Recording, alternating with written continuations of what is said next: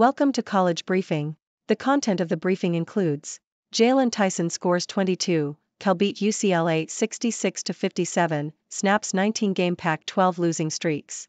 At Florida's only public HBCU, students watch warily for political influence on teaching of race. Why the fate of the world lies in the hands of doomers and Silicon Valley cranks. Likely to agitate China, European powers step up their Indo-Pacific presence. Trump tries reappropriating insurrection on January 6 anniversary. Jaylon Tyson scores 22, Cal beat UCLA 66-57, snaps 19-game Pac-12 losing streaks. Associated Press. California, Cal, secured its first Pac-12 conference win in a year with a 66-57 victory over UCLA. Jaylon Tyson led Cal with 22 points, 17 of which came in the second half, while Fardaws Aimaq contributed 13 points and 14 rebounds. Cal had lost 19 consecutive conference games before the win. Sebastian Mack led UCLA with 20 points, but the Bruins have now lost 3 games in a row and 7 of their last 8. At Florida's only public HBCU, students watch warily for political influence on teaching of race. Associated Press. Florida A&M University, FAMU, students fear that a new law signed by Governor Ron DeSantis that blocks public colleges from using taxpayer money on diversity programs will affect the teaching of topics related to race and American history. The law also forbids instruction of theories that systemic racism, sexism, oppression, and privilege are inherent in the institutions of the United States and were created to maintain social, political, and economic inequities. DeSantis describes the law as an effort to rid university classrooms of what he calls left-leaning woke indoctrination. Why the fate of the world lies in the hands of doomers and Silicon Valley cranks. Telegraph. The debate between degrowthers and effective accelerationists is gaining momentum as economists, policymakers, and thinkers grapple with the future direction of the global economy. Degrowthers argue that infinite economic growth on a finite planet is unsustainable and will lead to environmental and social catastrophes. They advocate for slowing down or changing direction, while effective accelerationists believe that technological advancements and unbridled capitalism are the solutions to global problems. They argue that innovation and growth will solve the challenges humanity faces. The clash between these two groups reflects a broader discourse between pessimism and optimism, with real-world implications for politics and the economy. Likely to agitate China, European powers step up their Indo-Pacific presence. South China Morning Post. European powers are increasingly extending their reach into the Indo-Pacific region through defense arrangements and naval port calls.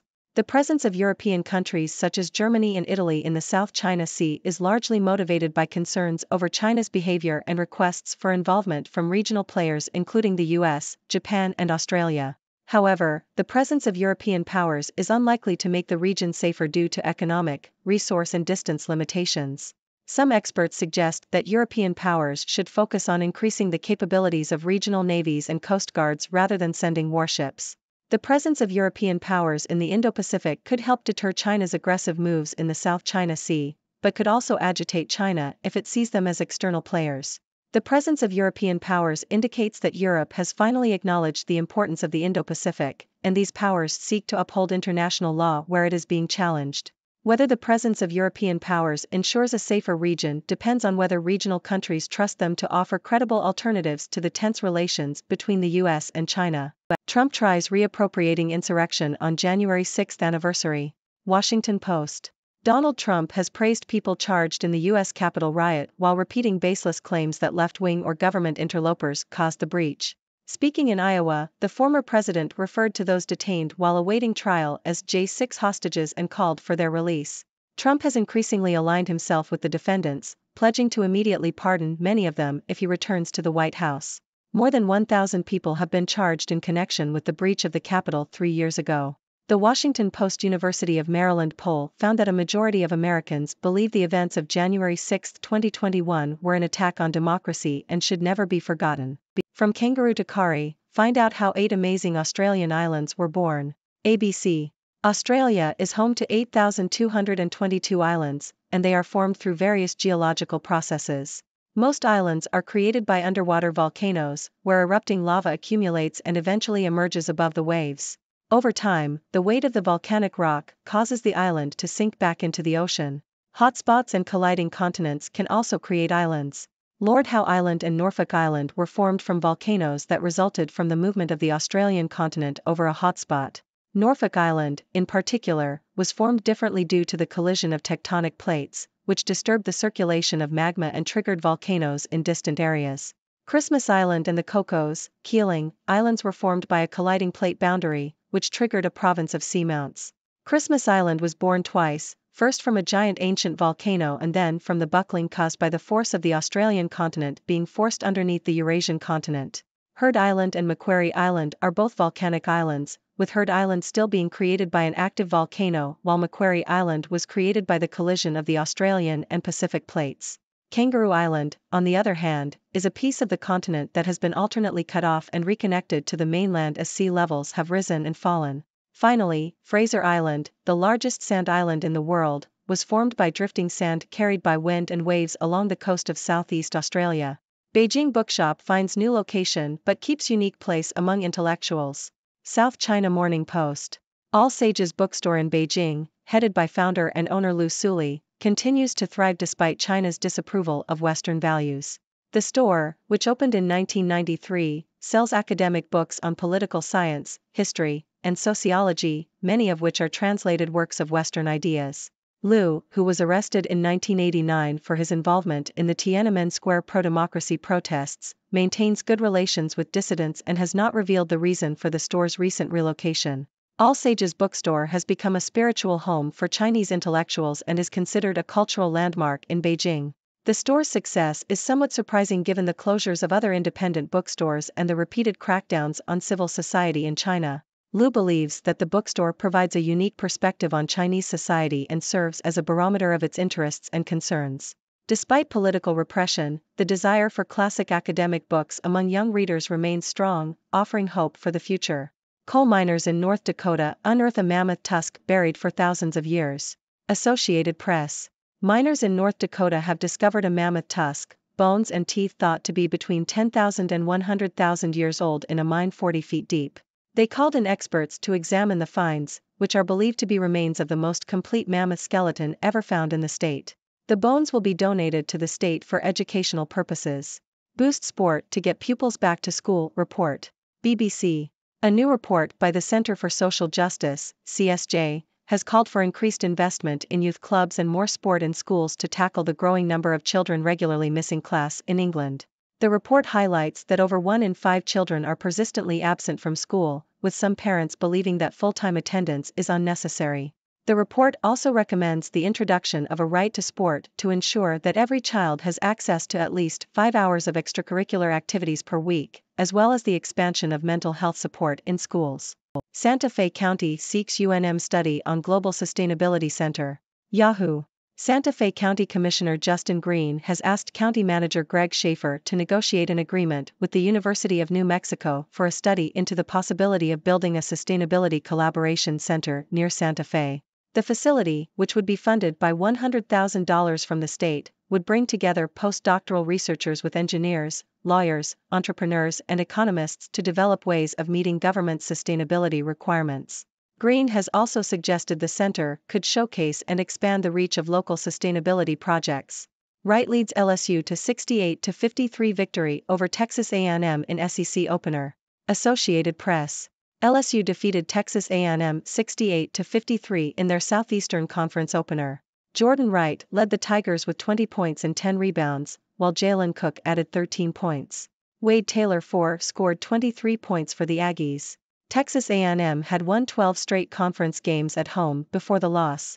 Jordan Wright hit 2 3-pointers and scored 11 points in the first half to keep the Tigers close. In the second half, LSU took the lead and never relinquished it. LSU had an 18-3 advantage on second-chance points. The Tigers lead the all-time series 29-20. Texas A&M will play number 25 Auburn next, while LSU will face Vanderbilt. No way back after Prince Andrew's nightmare New Year. BBC. Prince Andrew's involvement in the Jeffrey Epstein scandal continues to tarnish his reputation and the wider royal family, according to this BBC article. The release of unsealed court documents has shed further light on the extent of the contacts between Epstein and Prince Andrew, including testimony from witnesses who claimed to have seen the prince with Epstein and Virginia Giuffre, who later sued and settled with Prince Andrew in a civil sex assault claim. The article also notes that Prince Andrew has faced a wave of negative media coverage in recent weeks, with calls for him to be removed from royal life and demands for him to lose his Windsor home. The prince has consistently denied any wrongdoing and has not yet commented on these latest revelations. However, the article highlights that public opinion has turned against him, with a recent poll showing that only 8% of people in Britain have a favorable view of him. The article concludes that the road back to public life for Prince Andrew looks increasingly difficult. Abet seeking return to politics, to make a positive difference. ABC. Former Liberal Senator Eric Abetz is seeking party endorsement for the southern Tasmanian seat of Franklin at the next state election in 2025. Abetz served 28 years in federal parliament before failing to win re-election in 2022. He believes he can make a positive difference for the people of Tasmania and contribute to the very successful Liberal government.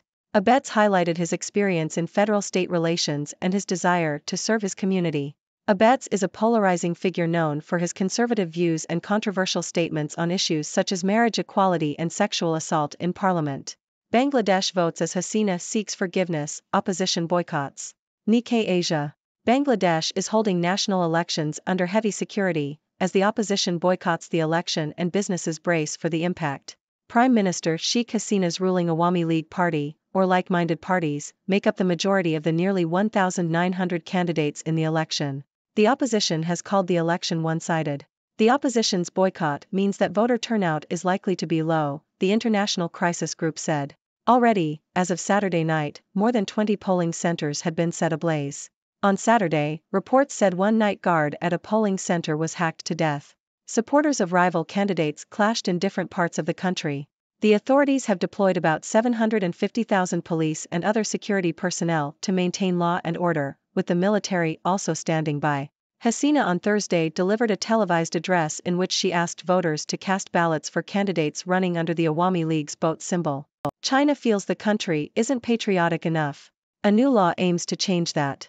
CNN. China has introduced a new law aimed at enhancing national unity and promoting patriotism.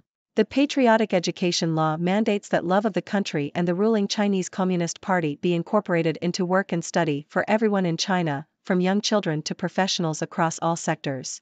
The law comes as China looks to deepen the party's presence in all aspects of public and private life, following years of stringent COVID-19 controls and protests against the government.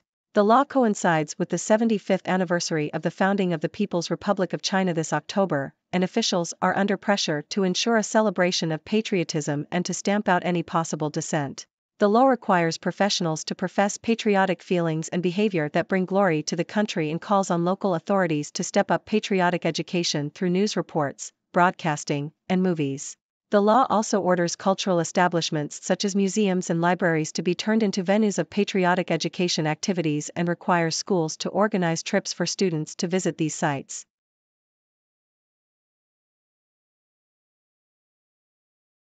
Thank you for tuning in. The content above showcases the latest briefing reports and analytical synopses, thoughtfully curated by the 6Do team. These insights stem from a wide array of reputable media outlets, think tanks, government sources, and specialized experts worldwide. We encourage you to explore these sources for a comprehensive perspective. Keep in mind that while the content may not always align with the official standpoint of 6Do Brief, it's not meant to be taken as absolute directives for decision-making. Comprising seasoned media professionals, learned scholars, and accomplished scientists, the 6Do team embodies a trailblazing, fully independent media entity. To customize 6Do Brief to meet your professional needs, you have the option to subscribe to a diverse array of briefings on our website, 6dobrief.com. Regardless of your location, you can conveniently receive 6Do Brief via email.